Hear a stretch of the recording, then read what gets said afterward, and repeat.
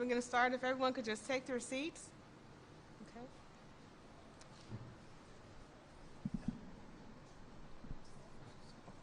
Good morning. Good morning. Good morning. Good morning. And welcome to St. Patrick's Senior Center. I am Satrice Coleman-Betts, and I'm the Executive Director of St. Patrick's Senior Center. And we are so excited to host the Comcast Digital Equity and Adoption announcement today. On average, our center serves over 3,000 seniors annually. And here at our facility, seniors can find support and resources to remain active, healthy, and engaged. Technology is truly an integral part of this support. Helping to bridge the digital divide is a vital issue for our seniors. So we look forward to learning about the importance of understanding digital equity and participating in the announcement today. We want to do our part in making a difference in the lives of seniors and their use of technology. By learning about technology, seniors can learn to conquer their fears, use technology to support their independence, participate better in the digital economy in the communities, and have increased opportunities to socialize with their family and friends. We're glad that you're here today. We hope you enjoy our facility. St. Pat's is our home away from home. So with that, I would like to turn the program over to Craig D'Agostini, the Vice President of External Affairs for Comcast Heartland Region. Thank you.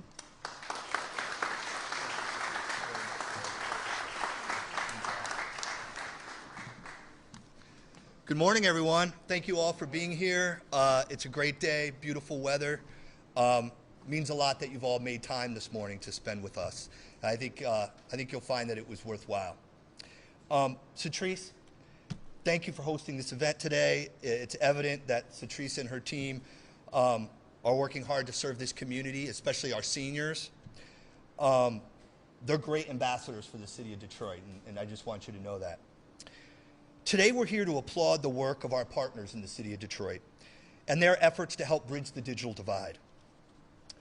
The Detroit Housing Commission, Human IT, and St. Patrick's Senior Center will be our partners in this venture.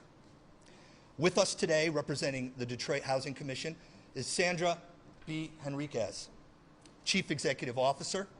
Representing Human IT is Jen Jambor, Detroit Division Senior Programs Manager. Representing St. Patrick's, you've met with Satrice Coleman-Betts, Executive Director. Just a quick round of applause for our community partners, please.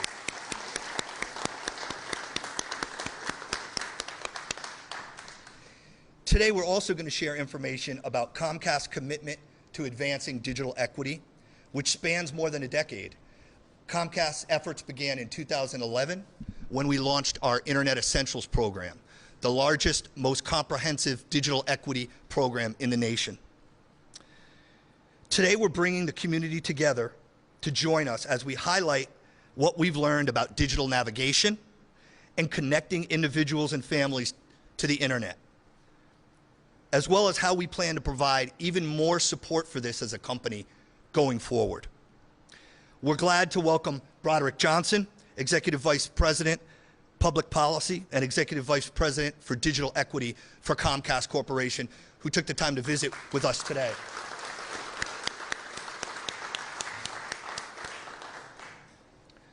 As you can see in the room, we're honored to be joined by many esteemed guests. Thank you all for making time to be here. Some of these folks will make remarks later in the program, but I'd like to acknowledge those that are with us and stop by. Please hold your applause until I've gone through all the names. So with us today, the Honorable Coleman Young II, Council Member at Large, City of Detroit. The Honorable Scott Benson, Council Member, District 3, City of Detroit. The Honorable Alicia Bell, Commission Chair, Wayne County, District 7. I'd like to welcome Corey Wofford, Detroit Regional Director, Office of U.S. Senator Gary Peters. We have our federal representatives represented today. Thank you so much for being here. Joelle Reyes-Klan, Community and Resident Services Manager, Office of Councilmember Gabriela Santiago Romero. We're in her district today, so thank you so much for being here to give remarks as well later. Fraser Kimson, Deputy Chief of Staff, Office of Councilmember Coleman Young II. Damian Mitchell, Community Liaison, Office of Councilmember Scott Benson, City of Detroit. Welcome Amanda Elias, Senior Advisor, Government Affairs, Office of Mayor Mike Duggan, City of Detroit. Thank you, Amanda, for being here. Art Thompson, our Chief Information Officer for the City of Detroit. Means a lot, Art. Thank you for being here. We could have never had the kind of impact in our community that we see today without our community partners. It's all about our community partners. In fact, when we launched Internet Essentials in 2011, we actually had the foresight to know we needed our community partners to make it work. Many of these partners were with us when we launched Internet Essentials in 2011. They meet people where they are, making them aware of the programs and benefits that are available to them to help get them connected to our digital world. They also add credibility to these programs and benefits, helping residents overcome the skepticism and concerns that we know can be a barrier to broadband adoption. So I can't stress enough the role that our community organizations play. The pandemic highlighted how critical these community partners are to bridging the digital divide. We also realized during the pandemic that as impactful as our Internet Essentials program and other programs like it are, people also needed to be connected outside the home. Comcast worked swiftly with our community partners here in Detroit, as well as across Michigan and throughout the nation, to launch digital hubs that we call Lift Zones. Lift Zones were designed to provide free, robust Wi-Fi hotspots in safe spaces like community centers to help students get online, participate in distance learning, and do their homework, again, outside the home. While they still serve this very critical purpose, some of our lift zones, like the one here at St. Patrick's, helps adults in our community with online connectivity. We have 29 lift zones in the City of Detroit today, and over 1,000 lift zones launched nationwide. Several of those community leaders are with us today. So if you're representing a lift zone, can you please stand up and be acknowledged?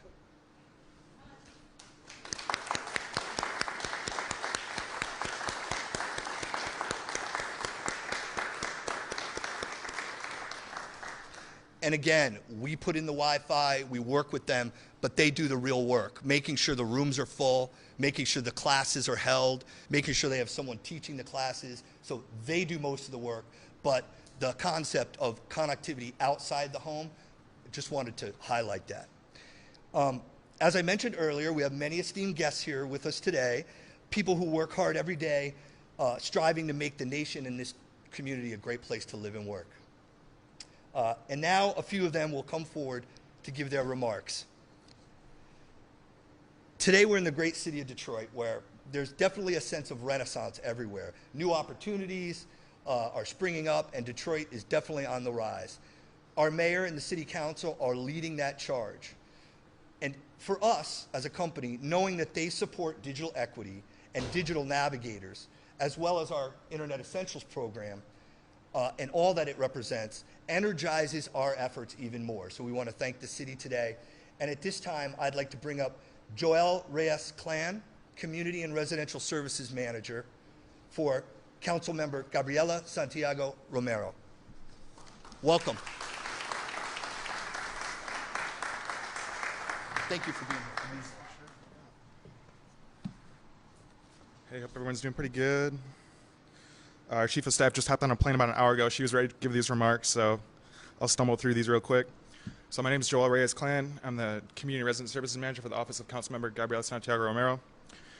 She can't be with us today as she's in formal session, so here we go. So for too long, we've lived in silos and turned a blind eye to the challenges faced by our neighbors, disproportionately by seniors, the working class, folks experiencing homelessness, and those with marginalized identities, including people of color and LGBTQ folks. The pandemic brought this to the front and center. It opened people's eyes to the vast disparities from in our society, from housing, transportation, healthcare access to the internet, and more. We can no longer afford to keep living in this manner. It's time for us to work together across sectors to build community and support one another to create a more equitable Detroit.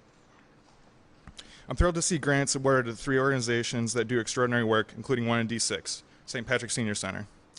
These grants specifically will help address the digital divide to get folks connected to resources, opportunities, and more. And as a result, folks will feel a greater sense of both independence and belonging, which I hope will result in an improved quality of life. Great things are possible when organizations like St. Pat Senior Center, Human IT, and Detroit Housing Commission Dreams have the resources, including adequate funding, to bring their mission to life. On behalf of the council member, thank you to each of these organizations for their tireless work, and thank you Comcast Foundation for these vital investments.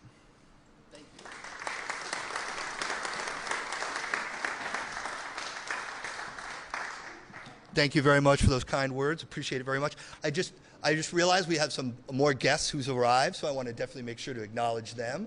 I want to acknowledge Commissioner Martha G. Scott, Wayne County District 3. Welcome. Thank you for being here. Commissioner Monique Baker McCormick, Wayne County District 6.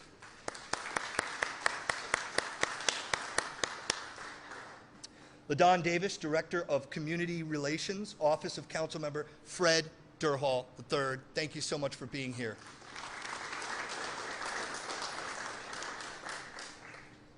So, Detroit doesn't stand alone in serving this community. Support from the county is very important to help bridge the digital divide.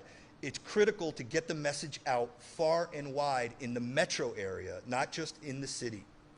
With us here today representing Wayne County is Wayne County Commission Chair Alicia Bell. Welcome.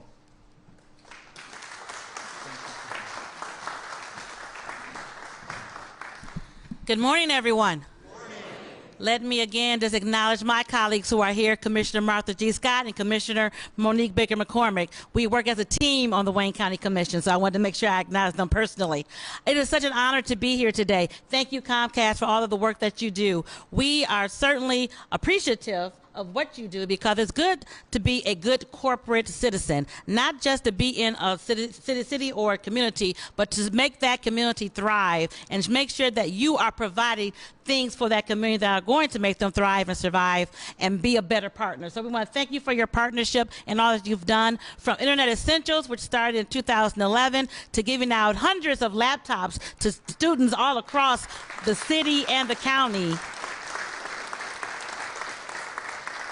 Comcast has certainly provided what we need here in our community. And let me also just say, as the chair of the Wayne County Commission, working with the chairs of Oakland and Macomb County, we understand the importance of internet, broadband, and the access for people to have in rural areas, in cities, and we're doing our part through what we have called a Tri-County Summit. And I want to again thank Comcast for participating in our last summit, and I'm sure they're going to participate again this year when we have that event, because we want to make sure that we bring all of our partners together, because together we can certainly decrease the internet divide and make sure that everyone has access to the internet so that we can all grow together. So with that, I just want to again thank Comcast for their support, thank them for their foundation, and congratulate the foundation awardees, because what we're doing today is going to have far-reaching appeal across our city, across our county, and we want to make sure that we are a part of that. So thank you much again, Comcast, and we look forward to continuing to work with you. Thank you.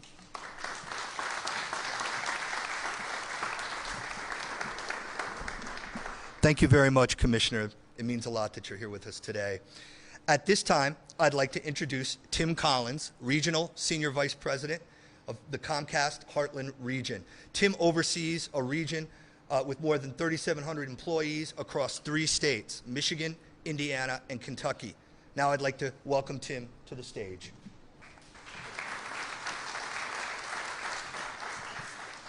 Thank you, Craig.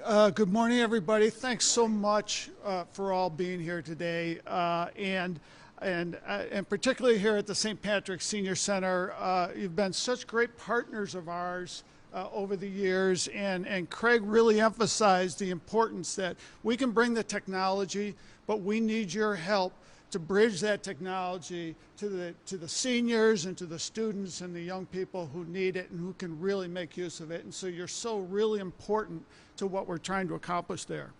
So Comcast, I hope you understand, is a company with deep roots in Detroit, and we've made extensive commitments to the city through ongoing investments. And part of that is through our products and services. We're very proud of them, and we're very proud of the fact that a lot of our advanced products and services we bring to the city first.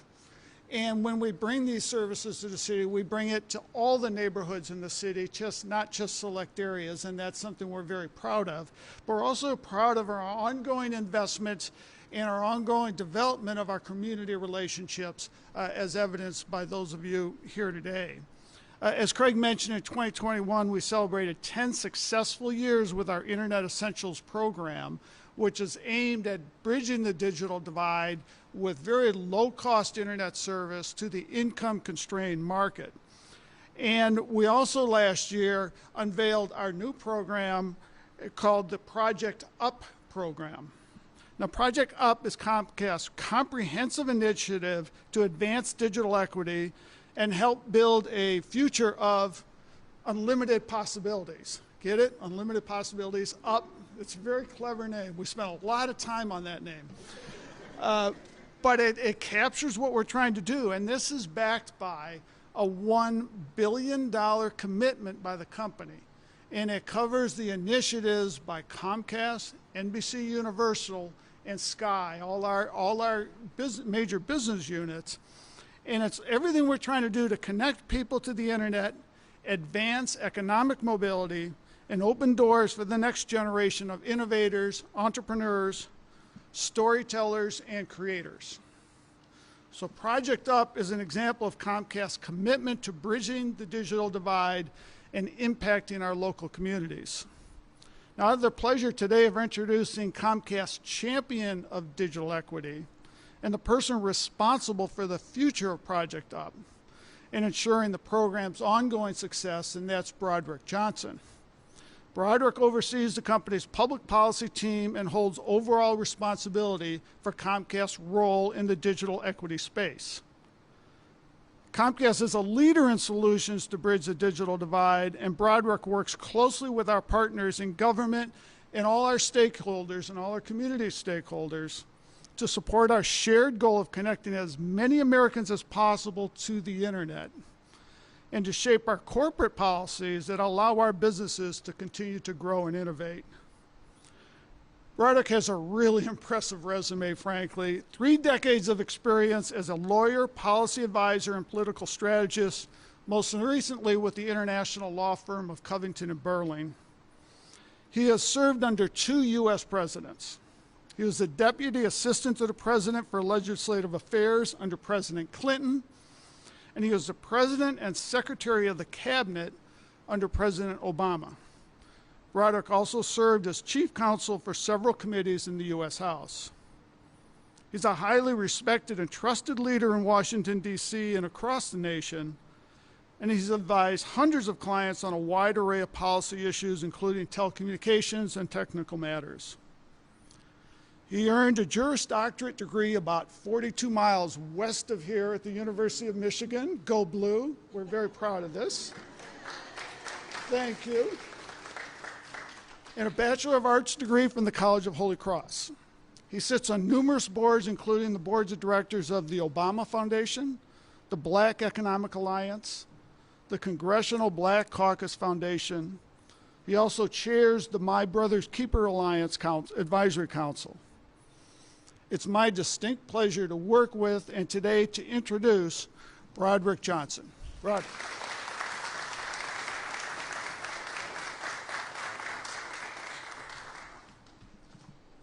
Good morning. Morning. Can you all hear me okay in the microphone? I'm speaking loudly enough? Great, thank you. So first of all, Commissioner Bell, about that summit, I'm not going to put these 2 gentlemen and all my other colleagues on the spot by saying, yes, we'll be there, but I don't know, it'd be kind of hard to not be there. I'm just saying. Okay, put it out there. And let me just say, too, Satrice, the smile on your face when the fact that your organization is going to receive one of the awards just moved me, because I know how much it means to you, and you expressed it in a smile on your face, and you so deserve it. So it's great to see you again, too, by the way. You have a daughter who's at Michigan, right? Will graduate. She has 2 daughters at Michigan. How can I say? I'm not going to go too deep on the University of Michigan thing. Maybe. Let's see. There should only be 2 colors on these balloons, but, you know, I'm just... Anyway, I'll stop. I should be very righteous in this building especially. So I was born and raised in Baltimore. My parents put me in Catholic elementary school in the 3rd grade because in the 2nd grade my teacher said I was on my way to reform school. Imagine that, the school to prison pipeline that early. So my mom said, no, he's not, and they put me in Catholic school. So I come back in this building, and it's wonderful, except that, as I was telling one of my colleagues, the first thing I thought about was my biggest experience in the 3rd grade, starting off, was when the nun came down the aisle with the mop to sweep the floor. We were all supposed to put our book bags under our desks. Little Broderick's book bag was sticking out a little bit. Sister so-and-so tripped. She busted her lip. She's okay. Well, I mean, that was a long time ago. I don't know, but then my new friends there said, you know, during recess, you might go to hell one day because a nun tripped. This is I remember this vividly, you know, this. So anyway, so I decided, oh no. So I studied for 1 year to be a priest when I was like 13, and that didn't quite work out, obviously. But I can imagine there are incredible stories in this building going back 140 years, I think this building is, right? And so you just think about all the things that happened, the wonderful things that happened, the education in this building, the legacy, and now the legacy, though, you've built through this senior center is quite extraordinary. So I'm really humbled to be here in this building and to be back in Detroit again. It's always great for me to be back in Detroit. It's a city with so much heart and so much soul. It's also great to be back here in the state of Michigan. It's a state that has kept our nation on the cutting edge of innovation and competition. I love this city and I love this state dearly. As was mentioned, a couple decades ago, more than a couple decades ago, I spent some time up in Ann Arbor at the law school there, graduated from the University of Michigan Law School. From time to time, I actually teach at the law school. I teach a course in public policy. I also teach a public policy course at the public policy school. Now, I'm pretty selective about when I do that, so I do it in the fall semesters. The classes are on Friday afternoons, and so by coincidence, just by coincidence, if you want to find me on the weekends in Michigan, just come to the Big House, right? I've had many, many great moments in the Big House. So I know we have some University of Michigan fans here. You all can applaud if you'd like to and say, go blue. I see y'all. Come on, go blue, okay?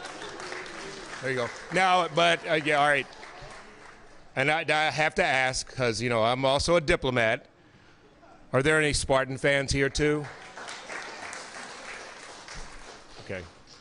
I'll do my best to be nonpartisan, as they say, so to speak, because we've got some other pressing things we need to talk about in terms of unifying to bring the digital divide even more to a close in this great state, to bring digital equity here. So I will work with the Spartans. And I'll work with anybody else in the state, all the other great universities in the state of Michigan. But, you know, for me here, again, it's my roots go back to Michigan, to my education, to the ability that I've had to make a difference in the world. You know, after I left Michigan, I have had, as was mentioned, a career in law firms and career in government and politics, the Clinton and Obama White Houses, prestigious law firms, as was mentioned. And now, for about a year, I've been at Comcast NBC Universal. And I'll tell you, I could not be working for a better, more committed company to making a difference in communities all across the United States. It is so true. I'm very proud of that fact. See, I grew up in a city not very different and in fact, very much like Detroit. I grew up in Baltimore in the 1960s and 70s. And my parents did everything they could to give my sisters and me a solid education and to learn solid values. But because of lingering segregation and deep-seated discrimination in Baltimore, a young black kid like me was often left behind. But I was fortunate. I wasn't left behind. I had opportunities. But I also knew it was important for me to give back. I learned that early on in my life and my career, to reach back And so I've always been determined to do whatever I could to empower every child, to give every child the tools that he or she needs to succeed in life. And that's exactly what we're here to talk about today. In today's digital world, the bridge to opportunity is connected via high-speed internet. It's just that simple. And what we learned during the pandemic is that there's an urgency to getting online. And as one recent headline noted, though, broadband, high-speed internet, quote, was a system that actually worked during the pandemic, shaping our future in real time, unlocking opportunity everywhere.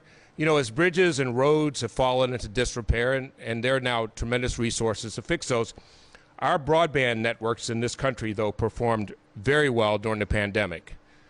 Big companies in the state of Michigan can attract talent by offering remote work options because of the internet. Small businesses here can reach new customers around the world because of the internet. Families can save time and money engaging in things like banking and shopping online, and they can connect with loved ones near and far because of the internet. But there's a but to this. And if families can access high-speed internet, if they can afford it, if they choose to connect it in their homes, then these bridges, of course, can, in fact, be crossed. Every major city in the United States, including Detroit, is well wired. Pardon me, I will use this expression. I think I'm going to use this repeatedly unless my old boss tells me not to. We are wired up and ready to go. Okay? All right, we'll see how he takes that. Wired up and ready to go. But it's true, because a powerful, high-capacity network has already been built for just about everyone in this country. Yeah, there are gaps we need to solve, places where investments need to be made. But in fact, Comcast offers residential speeds of up to 1.2 gigabytes per second citywide in every zip code. So that's access. With respect to affordability, the federal government just made a big investment in broadband with something called the Affordable Connectivity Program, also known, of course, by an acronym, because everything in D.C. has an acronym, which provides and the acronym is ACP, provides a $30 a month subsidy to tens of millions of Americans to purchase internet service. That means that Comcast's own Internet Essentials program from Xfinity is available at zero cost to millions of families. Let me break that down. If you're a family of four making $55,000 a year or less, your connection to the internet is free. If you're an individual making $27,000 or less, connection to the internet is free. If a member of someone's household is on Medicaid or supplemental security income or nearly a dozen other programs, the internet is free. You know, there's a saying in this country, we use it often, I'm sure ourselves, maybe even in talking to our own children, that there's no such thing as a free lunch. But hear me loud and clear, there is free high-speed internet available to qualifying families because of the Affordable Connectivity Program, the ACP. So if the issue isn't about access and it's not about affordability, what's the problem? What's the heart of the problem for why so many of our friends and neighbors still don't subscribe to the internet? Well, the real problem really has to do with awareness and getting people to sign up and getting people to understand why it makes a difference in their lives. Imagine this. Imagine if Richard Williams had said to his daughters, Venus and Serena, hey, girls, there's a free tennis court up the way there. Go figure out how to play. Right? Just told them, you got free access. It's right up there. If he had just said that to them, they wouldn't have started serving 120-mile-an-hour aces, which I can't get anywhere near 60. And they wouldn't have been winning major championships if he didn't hand them a racket, the tools, if he didn't teach them the skills, how to hit a backhand or a forehand, if he didn't teach them the rules of tennis, and if he didn't help them learn that they could harness the power to compete against the best in the world, right? That's what a difference he made in their lives, and that's what a difference access to affordable internet can make in the lives of people if we can help make them aware. We can't just build a network and assume everybody's going to figure out how to use it. Yeah, most of us, we figured it out, but a lot of people out there need our help. They need to know there are resources that exist.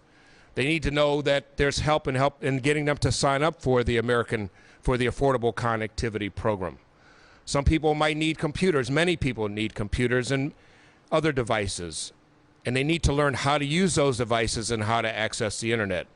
So that's where this concept of digital navigators comes into play. We have digital navigators in the room. Would you all raise your hands if you're a digital navigator? Or if you'd like to be a digital navigator? So here's what a digital navigator is, and people also use other terms like digital ambassadors and other terms, but it's the same thing, and essentially it's this. A digital navigator is anyone who helps someone get online. It's what many of our own nonprofit partners do every day working with Comcast. Your work as digital navigators, as digital ambassadors, makes a big difference, and there's brand new data to prove it. And let me talk about that just for a few minutes. This is data that was released just yesterday. So at Comcast, we've been working with a great organization called the Boston Consulting Group to study what digital navigators do, what effective digital navigators do, so we can help with building more digital navigator organizations and strengthening the skills that individual navigators have. As part of that research, more than 1,500 people who were helped by digital navigators across the country were surveyed. And here are some of the key findings. This data is really important because, look, anecdotes, nice stories about how lives have been changed is important, but it doesn't drive more investment. Businesses, organizations want to know what's the data that shows what difference is made. So here's some data from this study. More than 65% of the users who were surveyed now access the home internet or a computer thanks to the help of their digital navigator. More than 85% of the users say they use home internet more thanks to the services of a digital navigator. Almost half of those surveyed obtained better health care, 40% received better support with basic needs like food and rent and housing, and 1 in 3 found a new job or earned a higher income as a result of their work with their digital navigator. So just imagine the impact that digital navigators can have to help change the trajectory, not just of one person's life by helping them get connected, but also for their entire family, for their entire community. It has a catalytic effect. It has a broader effect than just on one person's life when someone gets connected.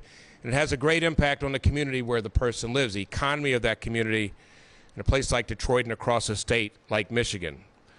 So look, I'd like to invite someone who can talk about the impact of being online has had on his life. I want to invite Willie B. Davis up to the stage. Mr. Davis got connected through the help of a friend, a digital navigator, if you will. He is a member of the St. Patrick Senior Center, and we'd like him to briefly share his journey to digital adoption. Mr. Davis, welcome. Thank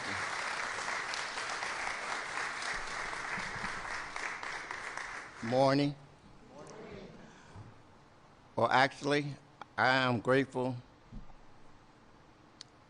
and very blessed to be able to speak on my behalf of the Internet Essential. It has helped me so much in many ways. I'm able to communicate with friends and family, and all on the cause of Wayne State University that donated a free computer, and this has helped me quite a bit. And I wanted to thank you, Comcast Essential, for helping me out and directing me in the right area. And thank you.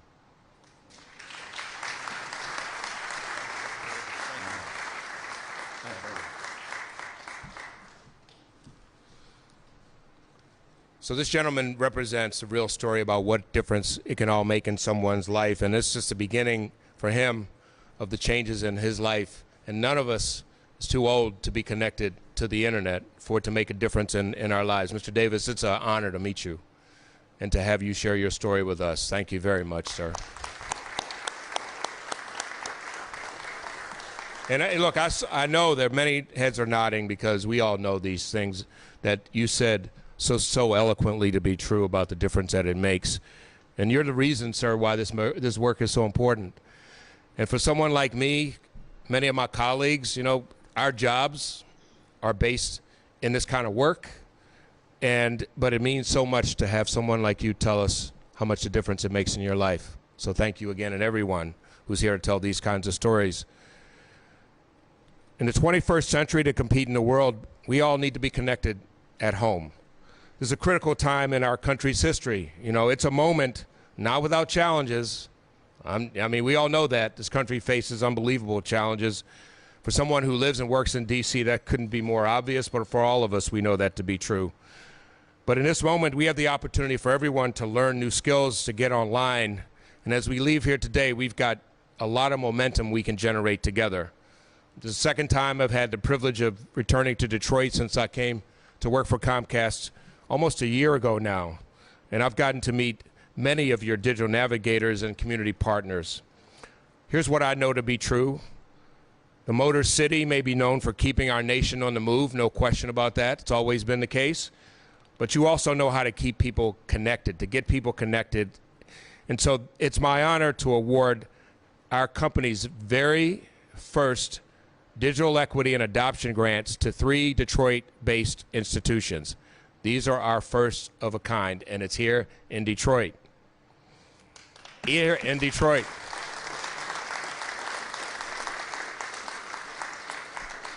Each of these grants is for $75,000. It's a total of $225,000 in these 3 grants, and these grants will help the awardees expand their digital navigation services. We're going to be making more awards in more cities in the coming weeks and months. Folks in Baltimore, you know, we'll see. I'm sure I'll hear from my folks in Baltimore at some point, in D.C. too. But we're starting here today in the Motor City because we have some of the best partners here who are wired up and ready to go. Wired up, and I can't believe we stumbled on that, man. Charlie, I think we have the term we've been looking for, man, right? They have wired up. This will take me back finally to the 2008 campaign. This work and these grants are all part of Comcast Project Up, which you heard about, and the importance of unlimited possibilities for everyone. So now I'd like to welcome representatives from the St. Patrick Senior Center, Human IT, and the Detroit Housing Commission to the stage. We are so proud of what these organizations have accomplished, and we are confident in what they will accomplish into the future. So, Tim and Craig.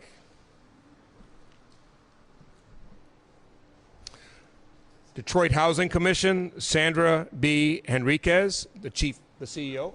Yeah.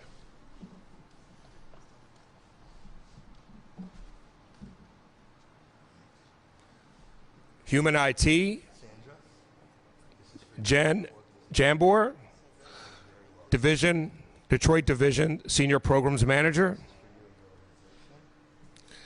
and Satrice Coleman Betts, Executive Director of this St. Patrick's Senior Center.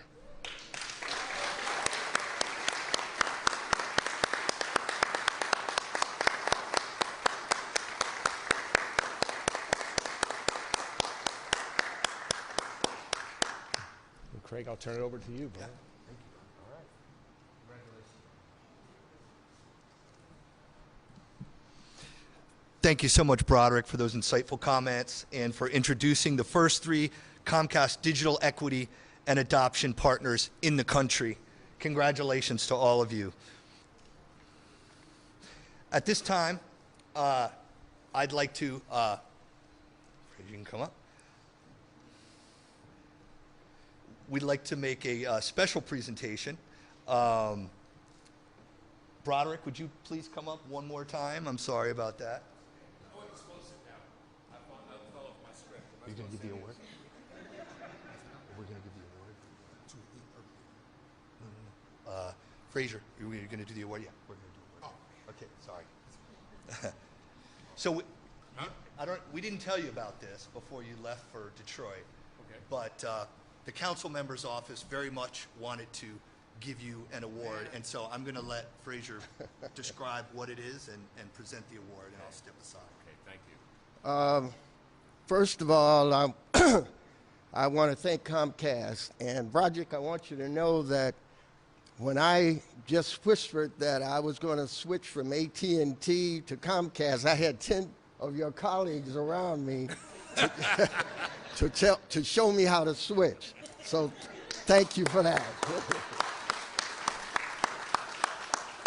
This is just a small token of the City of Detroit's appreciation, Mr. Johnson, for all that you have done for this country and this nation, and specifically for the City of Detroit. So on behalf of Councilman Coleman A. Young, President Mary Sheffield, and Pro Tem James Tate, and all the other council members, your lifetime of leadership certainly is to be admired by all of us. Thank you so much. Thank you, man. Thank you. Thank you. That's you. Thank you. Thank you. Thank you. Wow. Hey.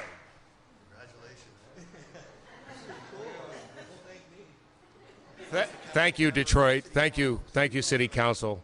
This was really moving. Thank you. All right. Thank you, Fraser, very much. And please thank the council member. I know he was here this morning and had to run. Earlier, we heard from St. Patrick's Senior Center Executive Director Satrice Coleman Betts. Satrice, again, we thank you for the countless hours you put in to help us organize this event and our ongoing partnership. At this time, I'd like to introduce our other two awardees, the Detroit Housing Commission and Human IT, just to say a few words. We really want them to talk a little bit about their organization, and we've mentioned them several times, and so we want to give them an opportunity to come to the podium. So first, Sandra Henriquez, if you would like to come up and say a few words. Again, Sandra is the Executive Director with the Detroit Housing Commission.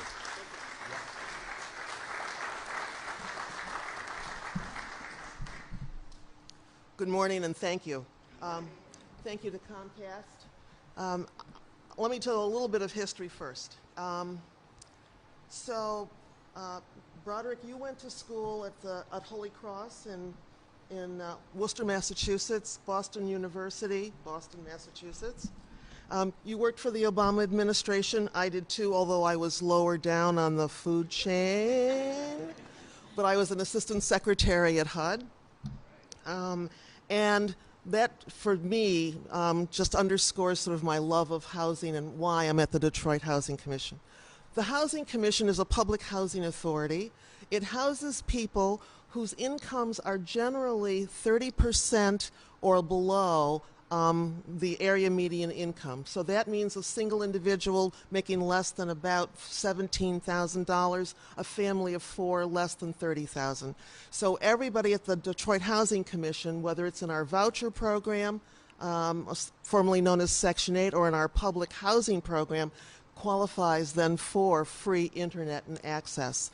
And why is that so important? I've always believed in my number of years of career. I won't tell you how long, but longer than many of you in this room have been alive. Seriously. Housing, I believe, is the foundation upon which we all build our lives. And we also take it for granted. We are able to go home at night, make sure that our possessions are still there, they're secure, our neighbors are still there. We don't have to worry about where we or our children are going to place our heads at night to go to sleep, so our kids can get up the next morning and go to the same school without being displaced time and time again because of homelessness, where we're going to go to work. And why then is internet access at home important? Because sometimes school now, given the pandemic, is at home. Because sometimes now work is at home. So not only do we build the home as our foundation for just everyday essentials, the internet access has become an essential part of our home and our lives. Putting the two together is dramatically important, and I can't underscore that what many of us take for granted is not always so for everybody else and for our neighbors. In addition, I could come up and just say ditto to what people have said before and will say afterwards. But I do want to say we do not know and cannot begin to comprehend the difference that internet access will make in someone's life. There aren't longitudinal studies that go out far enough for us to begin to understand what digital access and equity means today for someone who is 5 years old growing up in a household, unless we're going to follow that person every day for the rest of his or her life. The impacts are immeasurable. This work is priceless, and it is important that we understand that. It is important that we continue to grow and nurture that, and that we bring more and more voices and more entities into this choir that we are part of today, to begin to have people across this nation and across the world understand the divide. It's not just about bridging the divide, it's about getting rid of the divide and making so that there is no divide for anyone among us, regardless of price point, regardless of what we pay, how much we make, what we know, how we've learned it, and where we've learned it. I want to say again, thank you to Comcast. We've been partnered with them for a number of years. But I get to come up here and make a really nice presentation and speech. I want to have Julia Fearing stand up, please.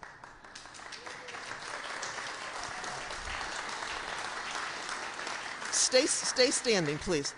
It is this woman's work, almost single-handedly, that brings us to this point today. It is she who has a relationship with Comcast. Bless you. Someone said to me earlier, it's really nice to have Julia, and I said, no. Julia has been here at the Detroit Housing Commission well before I came on board. I get the benefit of working for her. And so it is this opportunity that I say thank you, and I appreciate you and all the work that you do on behalf of residents in the Public Housing Agency, at Detroit Housing Commission, and for those people who are in the world who are providing these kinds of resources for the residents that we humbly serve every single day. Thank you to all of you.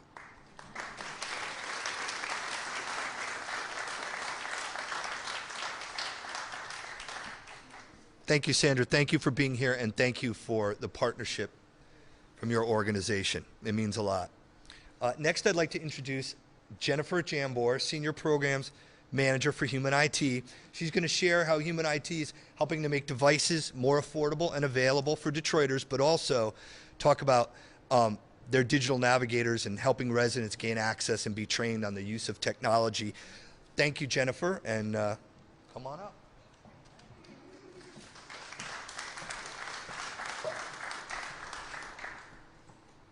All right, we're going to see.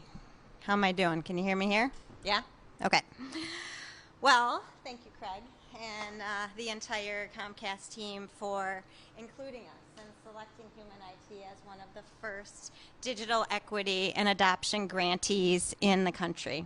We are so incredibly grateful. You know, we can't do this work without great partners, and so we're excited to see where this work will take us. Human IT has been leveraging a digital navigation model since about 2012. You know, we've been refining it, trying to perfect it, and this partnership is really going to help us try to take it to the next level, right? And be able to connect even more individuals, meet them where they're at, and get them the resources that they need. At Human IT, we believe access is a right, not a privilege. And what that means is everybody deserves that access. So we work very closely with partners like Comcast, as well as many other community partners, to ensure that that access is made available. We were fortunate enough to open a second facility in the Detroit area in 2020. And since then, our team has been leveraging our social enterprise model to partner with businesses so that they can donate their unwanted and decommissioned technology to us. What we then do is take that technology, refurbish it, and put it into the hands of individuals that need it the most. My great partner, Julia and Sandra, they've been recipients of a lot of wonderful technology thanks to other great partners like the City of Detroit, who we are working with to collect their e-waste. So it's a full cycle, and we all work together to make an impact here in the community. Since the warehouse is opened, we've been able to divert over 1 million pounds of unused or unwanted technology from ending up in landfills and protecting our planet. And in addition to that, take that technology and put over 17,000 devices into the hands of Detroiters. I'm so excited to see how that can grow. Thanks. So earlier, Craig said I'm going to talk to you a little bit about the importance of devices. Again, we believe in access for everyone, and a device is only one piece of the puzzle. Shatrice talked to us about the importance of keeping seniors connected. We recognize that importance for their well-being, being able to access telehealth services, just simply as she stated, just getting on the internet and talking to friends and families, what an impact that will have on their well-being. Families, students, we know the importance of giving them the tools and resources to be successful will drive economic mobility.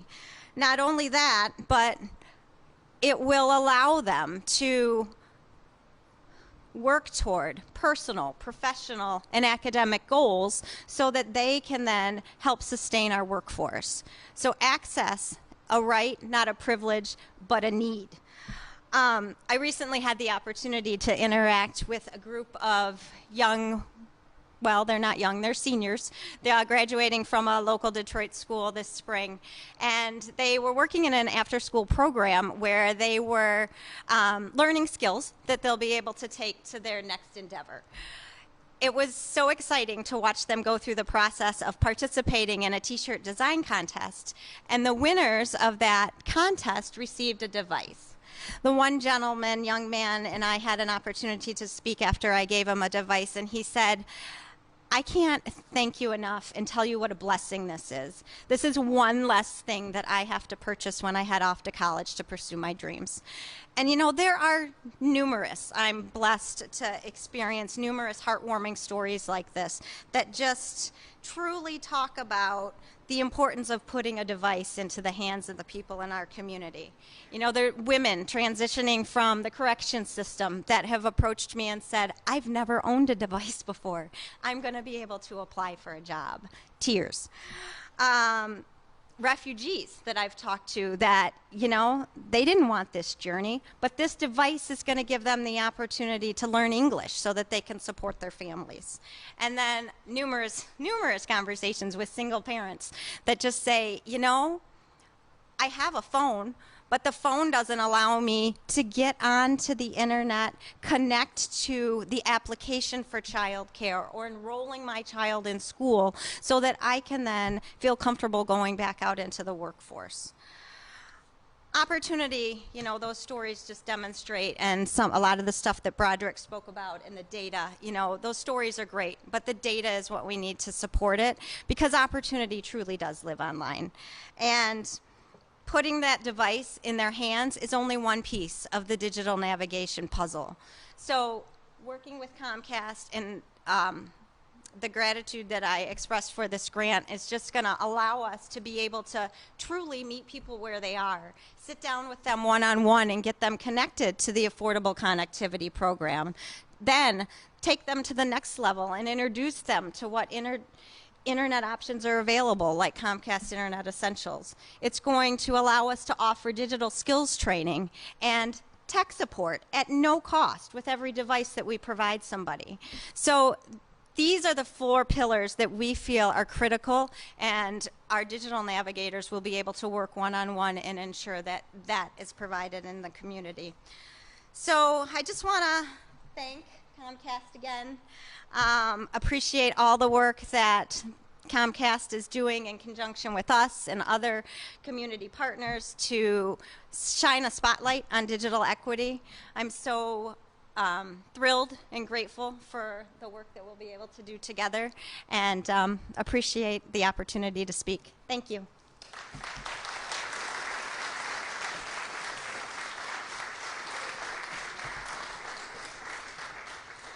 Thank you, Sandra and Jennifer. Again, we appreciate the partnership. We look forward to the strides we can make together over the next months and years. Really looking forward to it. At this time, I would like to call Broderick back up on stage for the 100th time for a special presentation. Broderick. Thanks, Craig. It's just, it's great to be able to also be generous, and that's what we're able to do with Comcast Resources. These partners in Detroit are just amazing. So today we'd also like to announce that we are giving out 100 computers. 100 computers. Because, you know what? Devices matter. They matter a lot. This is a kickoff of our digital equity and adoption projects, as we've been talking about, working with these organizations to increase the capacity of our digital navigators. We're making that possible for 100 more people to get active online, like you, Mr. Davis. So, Craig? Yeah. Let's go. We're going to Let's call go. some folks up and kind Okay. of indicate who's getting these computers, right? We all want to know. So, so this special announcement that Broderick just made is just our way of giving momentum and getting the ball rolling with our partners. So let's start off with our customer, Mr. Davis. We're going to give Mr. Davis a computer.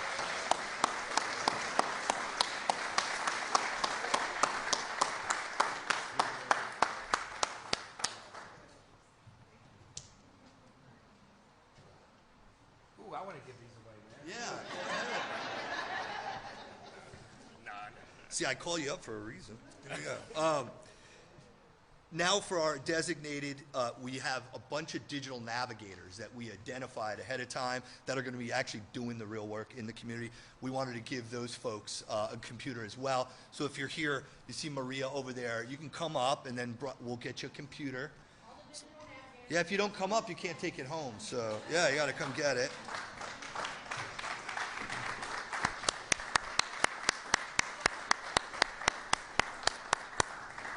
And then now for our lift zone partners. I mentioned our lift zones where people can connect outside the home.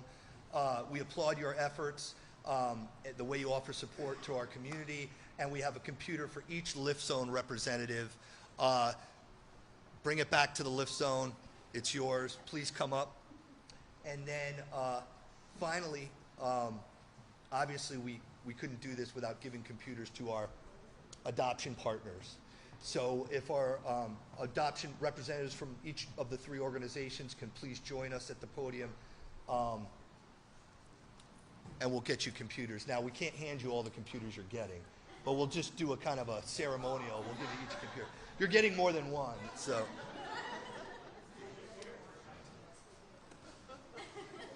Sandra, thank you. Yeah, you're welcome. Thank you very much. And I believe they'll be getting 20. What is it? What are the adoption partners? 20 each. 20 each. Thank you. You're welcome. Great remarks. That was awesome. You can hire me.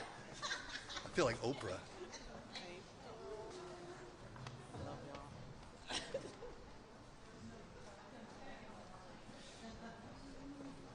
Now I feel like a photo op coming. So am I? I think at the end.